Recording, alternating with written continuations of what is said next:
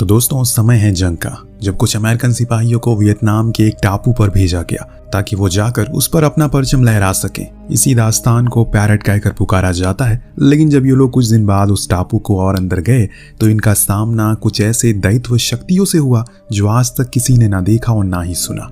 पलक झपकते ही पूरा पैरट दास्तान न जाने कहाँ गायब हो गया। इसीलिए एक रेस्क्यू टीम को वहां भेजा जा रहा है ताकि वो उन्हें ढूंढ कर ला सके, क्योंकि सेना के लिए वो दास्तान काफी महत्व रखते हैं। रेस्क्यू टीम के कैप्टन जेसन को लग रहा है ये भी कोई आम रेस्क्यू मिशन जैसा ही होगा, पर उनका ये वहम चॉपर से उतरते ही टूट गया जब उन्होंने वहां पर दो बड़े से पंजे को देखा, जो देखने पर किसी जानवर को तो लग रहा है, लेकिन इतना बड़ा जानवर क्या इस संसार में अस्तित्व रखता है? इसी सवाल को ढूंढने के लिए सभी अब हौले हौले करके अपने कदम को आगे बढ़ाते हैं ताकि और जानकारी को इकट्ठा कर सके। आगे चल रहे एक सिपाही को हाथ के जितना बड़ा पंख नजर आता है जो परेशानी का सबब बन चुका है। लेकिन कुछ ही देर में जेसन को समझ में आ गया कि असल में माजरा क्या है, जब उनके हाथ एक बस्ता लगा जिस पर पैरट दास्तान की मुहर लगी थी। उसमें रखी चीजों में से एक डायरी भी थी जिसमें साफ लिखा था कि हम जब यहाँ पर आए हमें तब से ही कुछ गड़बड़ लग रही थी। हमने अपने मिशन पर फोकस किया, लेकिन समय के साथ हमें कुछ अनहोनी की आहट सुनाई दी और फिर एक दिन हमने वो देखा जो किसी ने न देखा न सुना था। एक विशालकाय जानवर जो शायद किसी लिंकन वॉरशिप से बड़ा होगा, और ऐसा मेरा मानना है। ये पढ़ते ही जेसन के मन में सनसनी दौड़ गई, इसीलिए उसने बाकियों को सतर्क रहने को कहा। लेकिन इतने में इन्हें किसी की आहट सुनाई दी और कुछ समझ में नहीं आया कि असल में यहाँ है क्या वो किसी दैत्य के इलाके में आ गए हैं? कैप्टन ने अब साफ इशारा कर दिया, यहाँ पर रुकना अब सही नहीं है, उन्हें जल्दी ही यहाँ से निकलना पड़ेगा। इतने में डेक नाम के एक सिपाही को कोई अजीब सी चीज अपनी ओर खींचने लगती है। रात के अंधेरे में उसे कुछ समझ नहीं आ रहा है कि असल में वो क्या है, तो डेक भी बस अंधाधुंध गोलियां चलाए जा रहा है जैसे कि न जाने कैसे, पर जो कुछ भी था वो दूर हो जाता है, उसे छोड़ देता है और सभी साथी भागते हुए उसके पास आए। शुक्र है कि उससे सिर्फ पैंट ही खींचा था। इस बीच हम दूसरी तरफ कुछ ही देर पहले एक रूसी दास्तान को भी उस आइलैंड पर आगमन करते हुए देखते हैं, और उन्होंने जब इन अंधाधुंध गोलियों की आवाजों को सुना तो चौकन्ना हो गए, क्योंकि उनका मकसद तो सिर्फ अमेरिकी को खत्म करना था, और उससे पहले उन्हें किसी और चीज से टकराना होगा जो उन्हीं के फिराक में थी।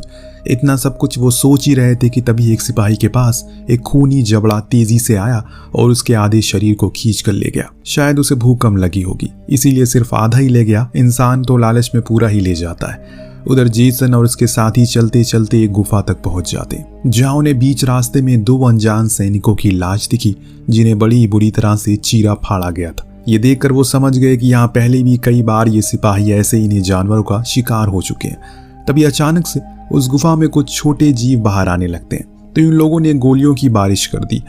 वो आकार में छोटे थे इसीलिए पीछे हट गए, लेकिन जब ये सभी आगे आए तो इन्हें पता चला ये असल में एक डायनासोर के घोंसले में आ गए, क्योंकि वहां चारों तरफ उन्हीं के बच्चे मौजूद हैं। इसीलिए बिना समय गवाए सभी जल्दी से ऊपर आ गए। ऊपर आकर जब पीछे देखा तो वहां दल के कैप्टन जेसन और केट दोनों ही मौजूद थे। दरअसल वो दोनों पीछे ही रह गए थे और अब एक ऐसी जगह पहुंच गए हैं जहां एक विशाल डायनासोर अपनी गहरी नींद के मदहोश में है। तभी उसके पीछे उसके कुछ बच्चे आ गए जिन्होंने उसकी नींद खराब कर दी। फिर क्या था, दोनों बस अपनी जान बचाने के लिए भागते रहे। एक दो बारी तो इन्हें लगा कि ये बच गए, पर ऐसा नहीं था। वो तो दूसरे रास्ते में आ जाता है।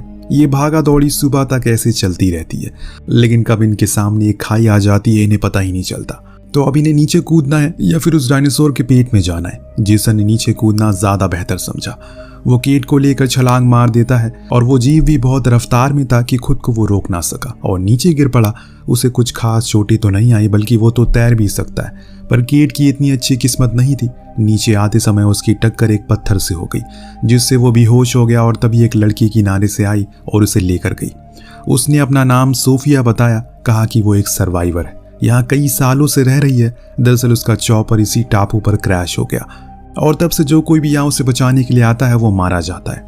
उसने बताया कि ये डायनासोर असल में मादा है, इसका काम है सिर्फ अपने बच्चों का ख्याल रखना, इसीलिए वो ज्यादा इंसानों का शिकार नहीं करती। अब बीच में जेसन को अपने बिछड़े साथियों का ख्याल आता है, लेकिन वो अभी कुछ कर नहीं सकता क्योंकि वो कहाँ है उसे खुद नहीं पता।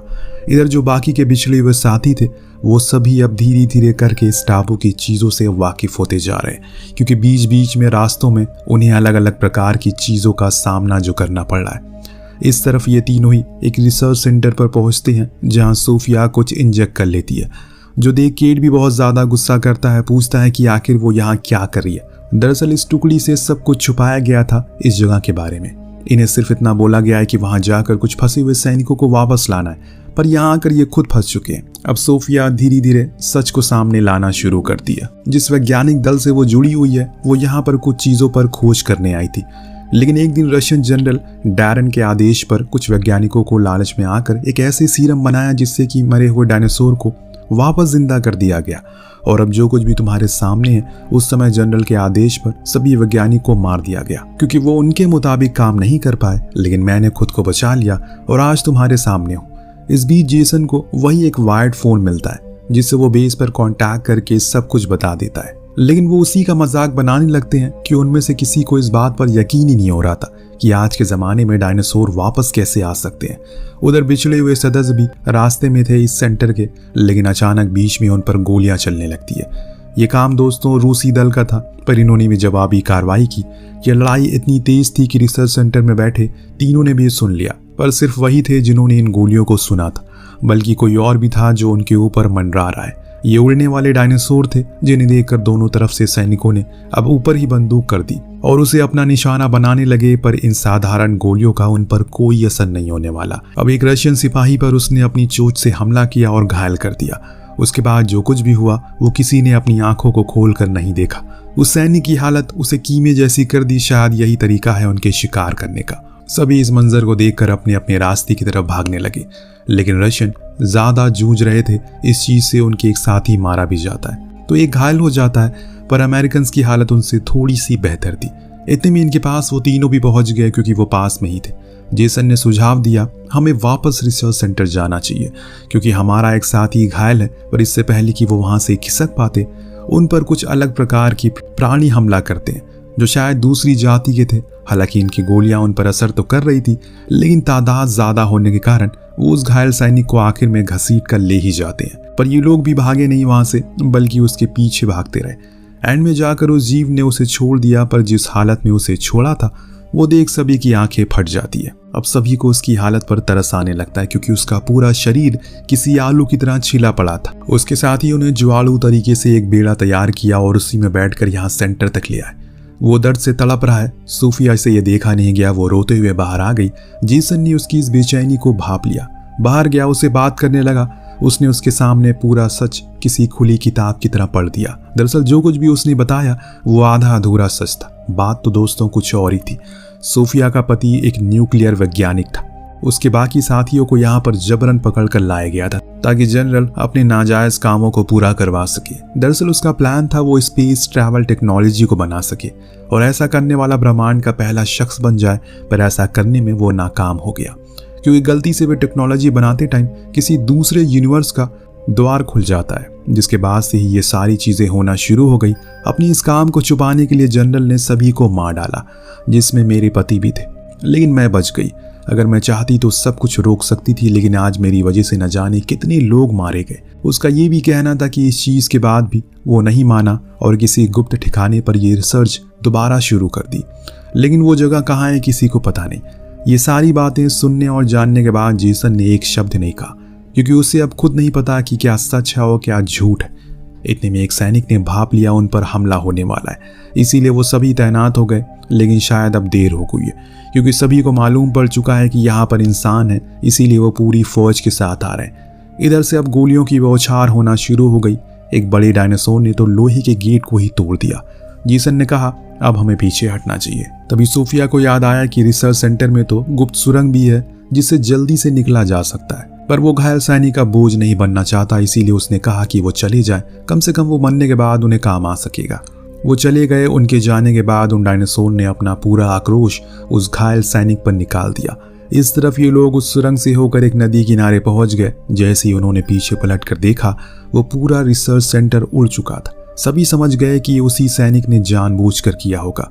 ये लोग अब एक राफ्ट में बैठकर नदी के सहारे उस जगह पर जा रहे हैं जहां दूसरे सेंटर बनाए गए थे, या फिर है वहां पर इन्हें जाकर उन पार्टिकुलर कोऑर्डिनेट मशीन को तोड़ना है।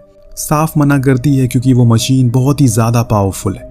अगर हमने उसे नष्ट करने की कोशिश की, न जाने कितने ऐसे ही पोर्टल खुल जाएंगे दुनिया में। इसीलिए हमें सिर्फ एक ही काम करना है, उन पावर प्लग्स को निकाल देना है, जिससे कोई और आगे इन फ्यूचर इन चीजों को इस्तेमाल ना कर सके। अब इस सफर के दौरान इन्हें अपनी चारों ओर सिर्फ और सिर्फ उन्हीं डायनासोर को ही देखा। कुछ तो इन पर हमला भी कर देते हैं पानी में से निकलकर, लेकिन शुक्र है कि इनके साथ सूफिया थी, जिसके कारण सभी की जान बच गई और उसी के मार्गदर्शन के कारण ये लोग अब आगे बढ़ रहे हैं। कुछ ही समय बाद इन्होंने किनारे पर अपनी नाव लगा दी और फिर पैदल ही आगे का रास्ता तय कर लिया। जैसे ही आगे बढ़े इन्होंने कुछ सड़ी गली लाशों को देखा और इतने में ऊपर हमला हो गया। ये हमला तादाद में ज्यादा था, इसीलिए एक सैनिक ने खुद की कुर्बानी दी। जितनी भी जीव थे उन्हें लेकर एक किनारे चला गया और जितना हो सके उनसे दूर ले गया। अंत में खुद की बंदूक को और खुद से ही मार लेता है।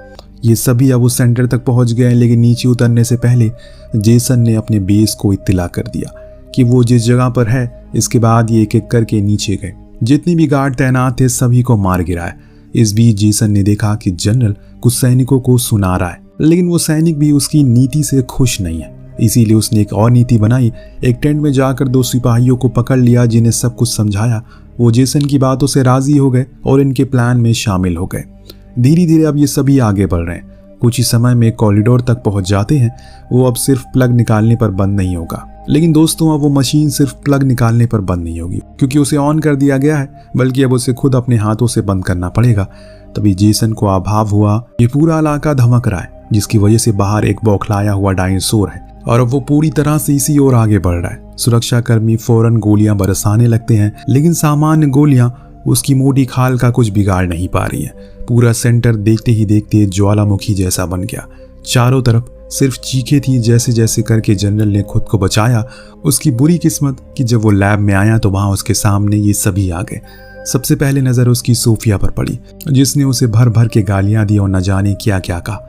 इससे पहले कि वो उसे मार पाता, जेसन ने उसके पैर पर शूट करके उसे नीचे गिरा दिया। इसके बाद जेसन ने हमेशा के लिए वो मशीन बंद कर दी, जिससे अब जनरल और तबाही नहीं मचा सकता इस दुनिया में। इसके बाद ये सभी धीरे धीरे करके सेंटर के एकदम अंत में चले गए, क्योंकि बाहर जाना अब ठीक नहीं है।